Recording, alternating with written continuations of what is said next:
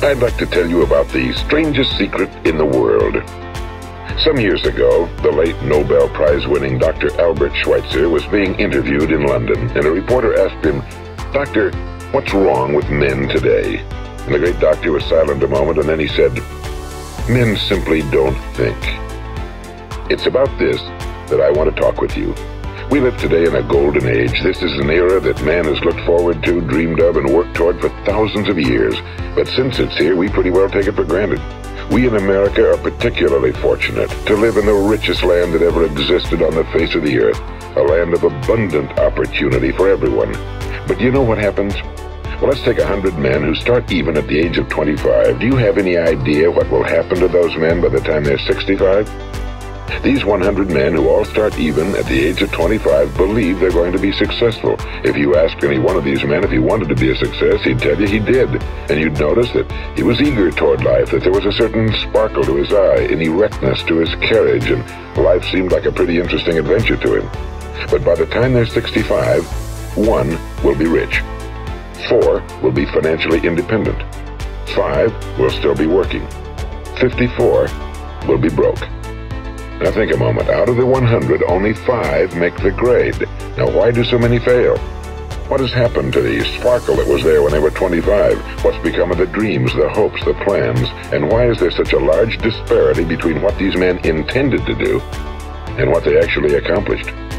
When we say about 5% achieve success, we have to define success. And here's the best definition I've ever been able to find. Success is the progressive realization of a worthy ideal.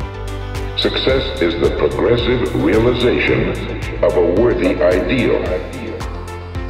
If a man is working toward a predetermined goal and knows where he's going, that man is a success. If he's not doing that, he's a failure. Success is the progressive realization of a worthy ideal. Rollo May, the distinguished psychiatrist, wrote a wonderful book called Man's Search for Himself. And in this book he says, the opposite of courage in our society is not cowardice. It is conformity. And there you have the trouble today. It's conformity, people acting like everyone else without knowing why, without knowing where they're going. Now think of it. In America right now, there are over 18 million people 65 years of age and older. And most of them are broke. They're dependent on someone else for life's necessities. Now, we learn to read by the time we're 7. We learn to make a living by the time we're 25. Usually by that time, we're not only making a living, we're supporting a family. And yet by the time we're 65, we haven't learned how to become financially independent in the richest land that has ever been known. Why? We conform. And the trouble is that we're acting like the wrong percentage group, the 95 who don't succeed. Now, why do these people conform?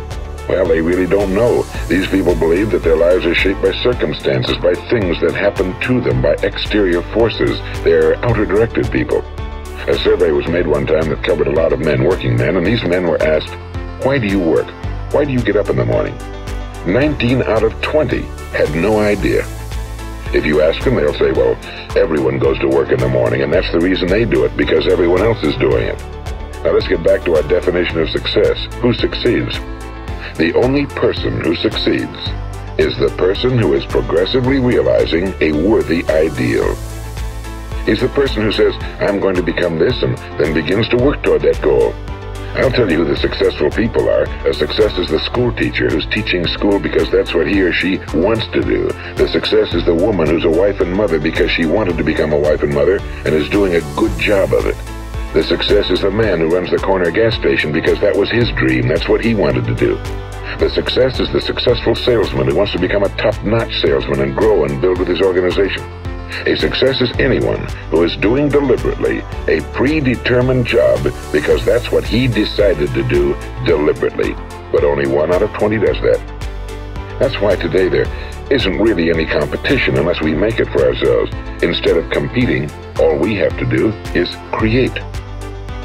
You know, for 20 years, I looked for the key which would determine what would happen to a human being.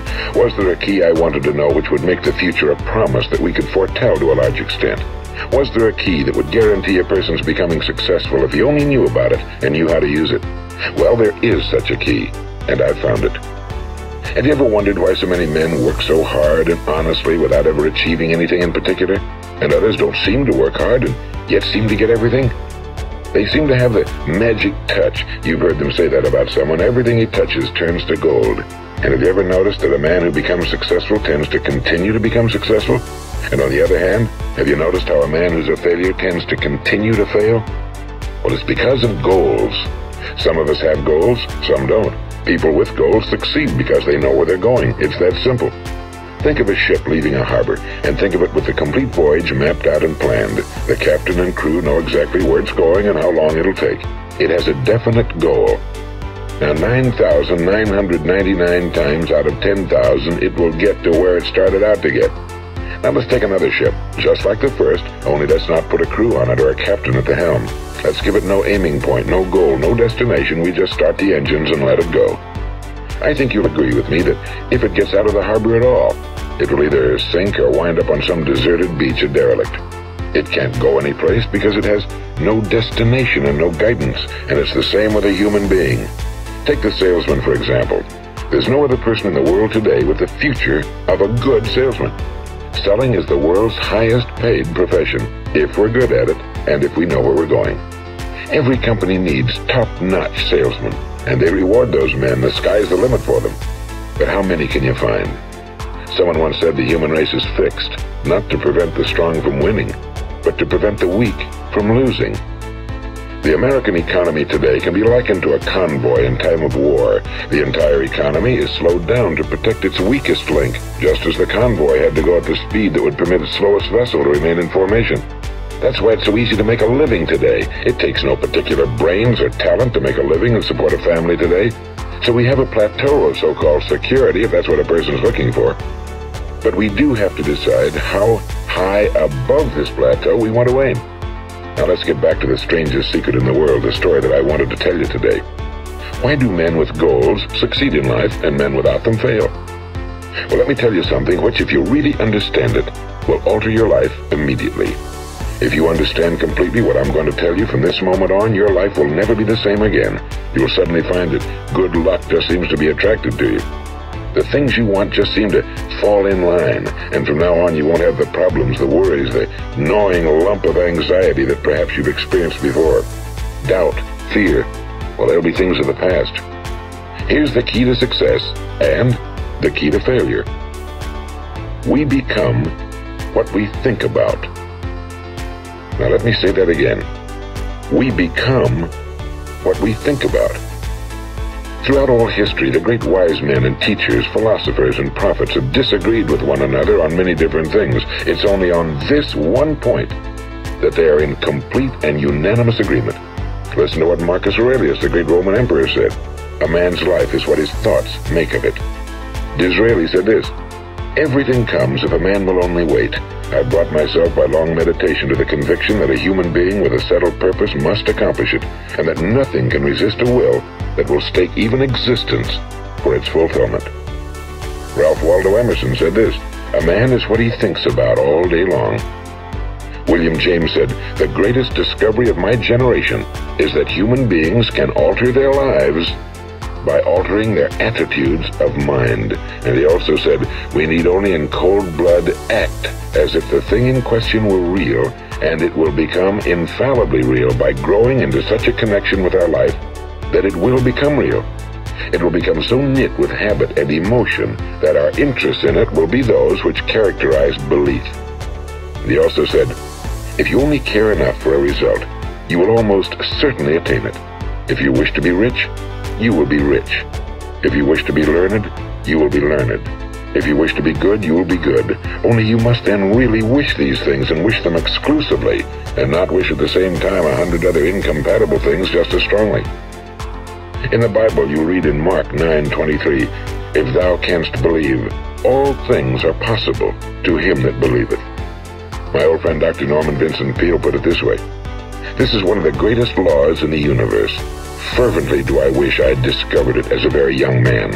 It dawned upon me much later in life, and I found it to be one of the greatest, if not my greatest discovery outside of my relationship to God. The great law, briefly and simply stated, is that if you think in negative terms, you will get negative results. If you think in positive terms, you will achieve positive results. That is the simple fact, he went on to say, which is at the basis of an astonishing law of prosperity and success. In 3 words, believe and succeed. William Shakespeare put it this way: our doubts are traitors and make us lose the good we oft might win by fearing to attempt. George Bernard Shaw said, people are always blaming their circumstances for what they are. I don't believe in circumstances. The people who get on in this world are the people who get up and look for the circumstances they want, and if they can't find them, make them. Well, it's pretty apparent, isn't it? And every person who discovered this for a while believed that he was the first one to work it out. We become what we think about. Now, it stands to reason that a person who's thinking about a concrete and worthwhile goal is going to reach it, because that's what he's thinking about, and we become what we think about. Conversely, the man who has no goal, who doesn't know where he's going, and whose thoughts must therefore be thoughts of confusion and anxiety and fear and worry, becomes what he thinks about. His life becomes one of frustration and fear and anxiety and worry. And if he thinks about nothing, he becomes nothing. Now, how does it work? Why do we become what we think about? Well, I'll tell you how it works as far as we know. Now, to do this, I want to tell you about a situation that parallels the human mind. Suppose a farmer has some land, and it's good, fertile land. Now, the land gives the farmer a choice. He may plant in that land whatever he chooses. The land doesn't care. It's up to the farmer to make the decision. Now, remember, we're comparing the human mind with the land because the mind, like the land, doesn't care what you plant in it.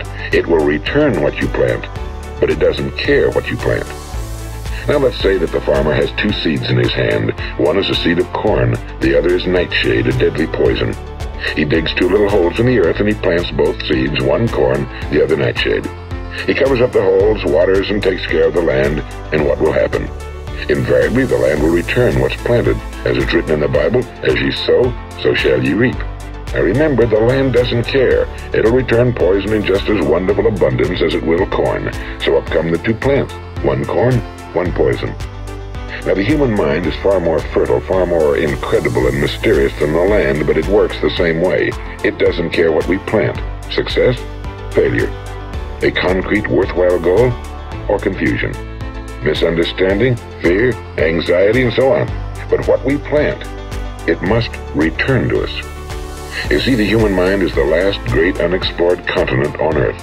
It contains riches beyond our wildest dreams. It will return anything we want to plant. Now, you might say, well, if that's true, why don't people use their minds more? Well, I think they figured out an answer to that one, too. Our mind comes as standard equipment at birth. It's free, and things that are given to us for nothing we place little value on. Things that we pay money for, we value. The paradox is that exactly the reverse is true. Everything that's really worthwhile in life came to us free. Our minds, our souls, our bodies, our hopes, our dreams, our ambitions, our intelligence, our love of family and children and friends and country, all these priceless possessions are free. But the things that cost us money are actually very cheap and can be replaced at any time. A good man can be completely wiped out and make another fortune. He can do that several times. Even if our home burns down, we can rebuild it. But the things we got for nothing, we can never replace. The human mind isn't used because we take it for granted. Familiarity breeds contempt. It can do any kind of job we assign to it, but generally speaking, we use it for little jobs instead of big, important ones. Universities have proved that most of us are operating on about 10% or less of our abilities. So decide now, what is it you want? Plant your goal in your mind. It's the most important decision you ever make in your entire life. What is it you want? Do you want to be an outstanding salesman? A better worker at your particular job? Do you want to go places in your company, in your community? Do you want to get rich? All you've got to do is plant that seed in your mind, care for it, work steadily toward your goal, and it will become a reality. It not only will, there's no way that it cannot. You see, that's a law, like the laws of Sir Isaac Newton, the laws of gravity. If you get on top of a building and jump off, you'll always go down, you'll never go up, and it's the same with all the other laws of nature. They always work. They're inflexible. Think about your goal in a relaxed, positive way. Picture yourself in your mind's eye as having already achieved this goal. See yourself doing the things you will be doing when you've reached your goal. Ours has been called the phenobarbital age, the age of ulcers and nervous breakdowns and tranquilizers, at a time when medical research has raised us to a new plateau of good health and longevity, far too many of us worry ourselves into an early grave trying to cope with things in our own little personal ways without learning a few great laws that will take care of everything for us. These things we bring on ourselves through our habitual way of thinking. Every one of us is the sum total of his own thoughts. He is where he is because that's exactly where he really wants to be, whether he'll admit that or not. Each of us must live off the fruit of his thoughts in the future, because what you think today and tomorrow, next month and next year, will mold your life and determine your future. You're guided by your mind. I remember one time I was driving through eastern Arizona and I saw one of those giant earth-moving machines roaring along the road at about 35 miles an hour with what looked like 30 tons of dirt in it. A tremendous, incredible machine. And there was a little man perched way up on top with the wheel in his hands guiding it. And as I drove along, I was struck by the similarity of that machine to the human mind. Just suppose you're sitting at the controls of such a vast source of energy. Are you going to sit back and fold your arms and let it run itself into a ditch? Or are you going to keep both hands firmly on the wheel and control and direct this power to a specific, worthwhile purpose? It's up to you. You're in the driver's seat. You see, the very law that gives us success is a two-edged sword. We must control our thinking. The same rule that can lead a man to a life of success, wealth, happiness, and all the things he ever dreamed of for himself and his family. That very same law can lead him into the gutter. It's all in how he uses it, for good or for bad. This is the strangest secret in the world. Now, why do I say it's strange, and why do I call it a secret? Actually, it isn't a secret at all. It was first promulgated by some of the earliest wise men, and it appears again and again throughout the Bible, but very few people have learned it, understand it. That's why it's strange, and why for some equally strange reason it virtually remains a secret. I believe that you could go out and walk down the main street of your town and ask one man after another what the secret of success is, and you probably wouldn't run into one man in a month who could tell you. Now, this information is enormously valuable to us if we really understand it and apply it. It's valuable to us not only for our own lives, but the lives of those around us, our families, employees, associates, and friends. Life should be an exciting adventure. It should never be a bore. A man should live fully, be alive. He should be glad to get out of bed in the morning. He should be doing a job he likes to do because he does it well. One time I heard Grove Patterson, the great late editor-in-chief of the Toledo Daily Blade, make a speech, and as he concluded his speech, he said something I've never forgotten. He said, "My years in the newspaper business have convinced me of several things. Among them, that people are basically good, and that we came from someplace, and we're going someplace. So we should make our time here an exciting adventure. The architect of the universe didn't build a stairway leading nowhere." And the greatest teacher of all, the carpenter from the plains of Galilee, gave us the secret time and time again. As ye believe, so shall it be done unto you. As ye believe, so shall it be done unto you. I've explained the strangest secret in the world and how it works. Now, on this side, I want to explain how you can prove to yourself the enormous returns possible in your own life by putting this secret to a practical test. I want you to make a test that will last 30 days. It isn't going to be easy, but if you'll give it a good try, it will completely change your life for the better. Now, back in the 17th century, Sir Isaac Newton, the English mathematician and natural philosopher, gave us some natural laws of physics which apply as much to human beings as they do to the movement of bodies in the universe. And one of these laws is that for every action, there is an equal and opposite reaction. Simply stated, as it applies to you and me, it means we can achieve nothing without paying the price. The results of your 30-day experiment will be in direct proportion to the effort you put forth. To be a doctor, you must pay the price of long years of difficult study. To be successful in selling, and remember that each of us succeeds to the extent of his ability to sell. Selling our families on our ideas, selling education in schools, selling our children on the advantages of living the good and honest life, selling our associates and employees on the importance of being exceptional people. To, of course, the profession of selling itself. But to be successful in selling our way to the good life, we must be willing to pay the price. Now, what is that price? Well, it's many things. First, it's understanding emotionally as well as intellectually that we literally become what we think about, that we must control our thoughts if we're to control our lives. It's understanding fully that as ye sow, so shall ye reap. Second, it's cutting away all fetters from the mind and permitting it to soar as it was divinely designed to do. It's the realization that your limitations are self-imposed and that the opportunities for you today are enormous beyond belief. It's rising above narrow-minded pettiness and prejudice.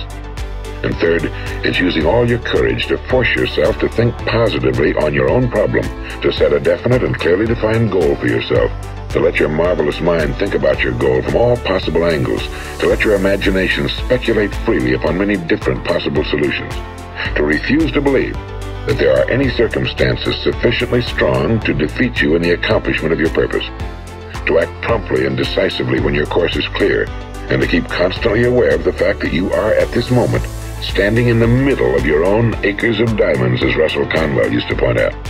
And fourth, save at least 10% of every dollar you earn. It's also remembering that no matter what your present job, it has enormous possibilities if you're willing to pay the price. Now let's just go over the important points in the price each of us must pay to achieve the wonderful life that can be ours. It is, of course, worth any price. 1. You will become what you think about. 2. Remember the word imagination and let your mind begin to soar. 3. Courage. Concentrate on your goal every day. 4. Save 10% of what you earn. And 5. Action. Ideas are worthless unless we act on them. Now, I'll try to outline the 30-day test I want you to make. Keep in mind that you have nothing to lose by making this test and everything you could possibly want to gain. There are two things that may be said of everyone.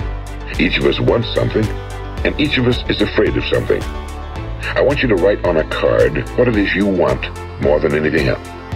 It may be more money. Perhaps you'd like to double your income or make a specific amount of money. It may be a beautiful home. It may be success at your job. It may be a particular position in life. It could be a more harmonious family. Each of us wants something. Now write down on your card specifically what it is you want. Make sure it's a single goal and clearly defined. You needn't show it to anyone, but carry it with you so that you can look at it several times a day. Think about it in a cheerful, relaxed, positive way each morning when you get up. And immediately you have something to work for, something to get out of bed for, something to live for. Look at it every chance you get during the day and just before going to bed at night. And as you look at it, remember that you must become what you think about, and since you're thinking about your goal, you realize that soon it will be yours. In fact, it's yours really the moment you write it down and begin to think about it. Look at the abundance all around you as you go about your daily business. You have as much right to this abundance as any other living creature.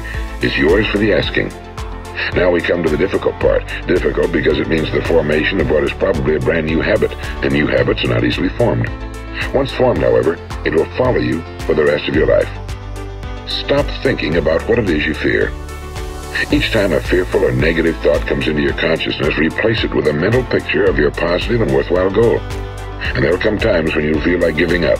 It's easier for a human being to think negatively than positively. That's why only 5% are successful. You must begin now to place yourself in that group. For 30 days, you must take control of your mind. It will think about only what you permit it to think about. Each day for this 30-day test, do more than you have to do.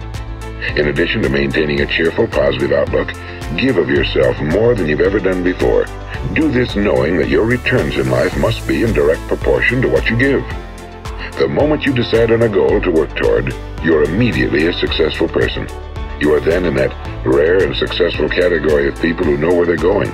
Out of every 100 people, you belong to the top 5. Don't concern yourself too much with how you're going to achieve your goal. Leave that completely to a power greater than yourself. All you have to do is know where you're going. The answers will come to you of their own accord and at the right time. Remember these words from the Sermon on the Mount, and remember them well. Keep them constantly before you this month of your test. Ask, and it shall be given you. Seek, and ye shall find. Knock, and it shall be opened unto you. For every one that asketh receiveth, and he that seeketh findeth, and to him that knocketh it shall be opened. It's as marvelous and as simple as that. In fact, it's so simple that in our seemingly complicated world, it's difficult for an adult to understand that all he needs is a purpose and faith. For 30 days, do your very best. If you're a salesman, go at it as you've never done before, not in a hectic fashion, but with the calm, cheerful assurance that time well spent will give you the abundance in return you deserve and want. If you're a homemaker, devote your 30-day test to completely giving of yourself without thinking about receiving anything in return, and you'll be amazed at the difference it makes in your life. No matter what your job, do it as you've never done it before for 30 days. And if you've kept your goal before you every day, you'll wonder and marvel at this new life you've found. Dorothea Brand, the outstanding editor and writer, discovered it for herself and tells about it in her fine book, Wake Up and Live. Her entire philosophy is reduced to the words, act as though it were impossible to fail. She made her own test with sincerity and faith, and her entire life was changed to one of overwhelming success. Now, you make your test for 30 full days. Don't start your test until you've made up your mind to stick with it. You see, by being persistent, you're demonstrating faith. Persistence is simply another word for faith. If you didn't have faith, you'd never persist. If you should fail during your first 30 days, by that I mean suddenly find yourself overwhelmed by negative thoughts, you've got to start over again from that point and go 30 more days. Gradually, your new habit will form until you find yourself one of that wonderful minority to whom virtually nothing is impossible. And don't forget the card. It's vitally important as you begin this new way of living. On one side of the card, write your goal, whatever it may be. On the other side, write the words we've quoted from the Sermon on the Mount. Ask, and it shall be given you. Seek, and ye shall find. Knock, and it shall be opened unto you. Now let me say that again. Ask, and it shall be given you. Seek, and ye shall find. Knock, and it shall be opened unto you. Nothing great was ever accomplished without inspiration. See that during these crucial first 30 days, your own inspiration is kept to the peak. And above all, don't worry. Worry brings fear, and fear is crippling. The only thing that can cause you to worry during your test is trying to do it all yourself. Know that all you have to do is hold your goal before you. Everything else will take care of itself. Remember also to keep calm and cheerful. Don't let petty things annoy you and get you off course. Now, since making this test is difficult, some will say, why should I bother? Well, look at the alternative. No one wants to be a failure. No one really wants to be a mediocre individual. No one wants a life constantly filled with worry and fear and frustration. Therefore, remember that you must reap that which you sow. If you sow negative thoughts, your life will be filled with negative things. If you sow positive thoughts, your life will be cheerful, successful, and positive. Now, gradually, you'll have a tendency to forget what you've heard on this recording. Play it often.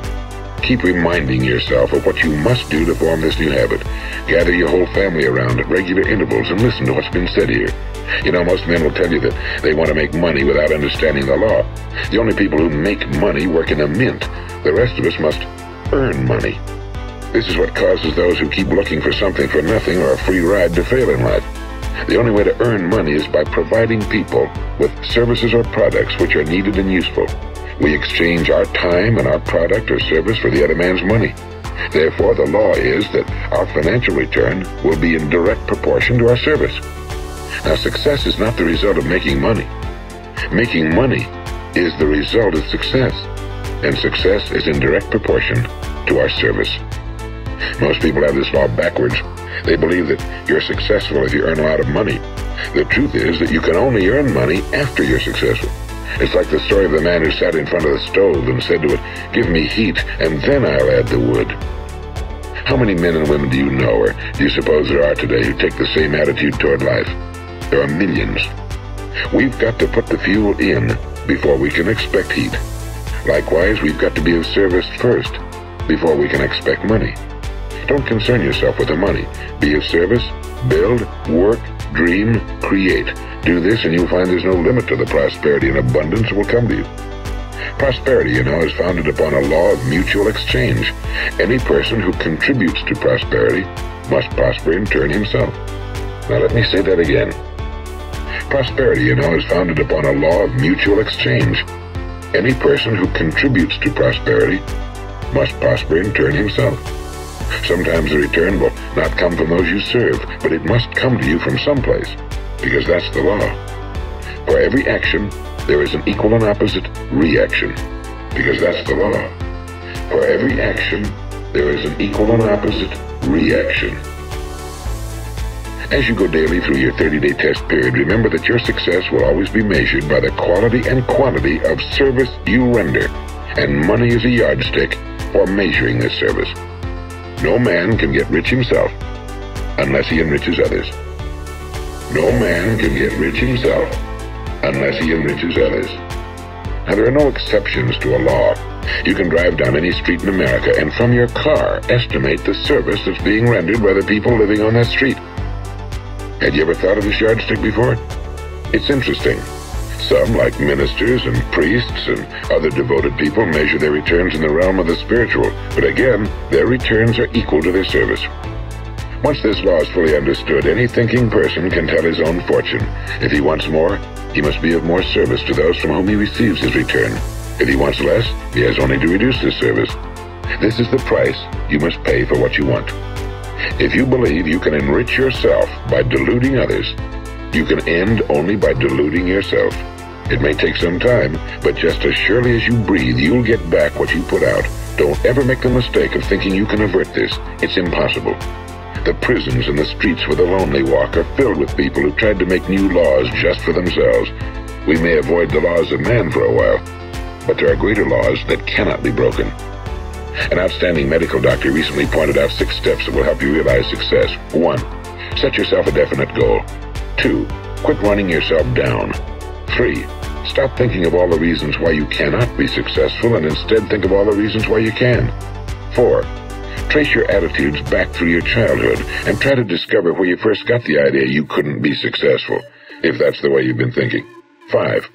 Change the image you have of yourself by writing out a description of the person you would like to be. And 6. Act the part of the successful person you have decided to become. The doctor who wrote those words is a noted West Coast psychiatrist, Dr. David Harold Fink. Do what the experts since the dawn of recorded history have told you you must do. Pay the price by becoming the person you want to become. It's not nearly as difficult as living unsuccessfully. Make your 30-day test, then repeat it again, and each time it will become more a part of you until you'll wonder how you could ever have lived any other way. Live this new way and the floodgates of abundance will open and pour over you more riches than you may have dreamed existed. Money? Yes, lots of it. But what's more important, you'll have peace. You'll be in that wonderful minority who lead calm, cheerful, successful lives. Start today. You have nothing to lose, but you have a whole life to win. For every one that asketh receiveth, and he that seeketh findeth, and to him that knocketh it shall be opened. It's as marvelous and as simple as that. In fact, it's so simple that in our seemingly complicated world, it's difficult for an adult to understand that all he needs is a purpose and faith. We become what we think about. Now let me say that again. We become what we think about. See yourself doing the things you will be doing when you've reached your goal. Change the image you have of yourself by writing out a description of the person you would like to be. Act the part of the successful person you have decided to become. As ye believe, so shall it be done unto you. Now let me say that again. As ye believe, so shall it be done unto you. If you only care enough for a result, you will almost certainly attain it. Believe and succeed. Ask, and it shall be given you. Seek, and ye shall find. Knock, and it shall be opened unto you. This is Earl Nightingale, and thank you.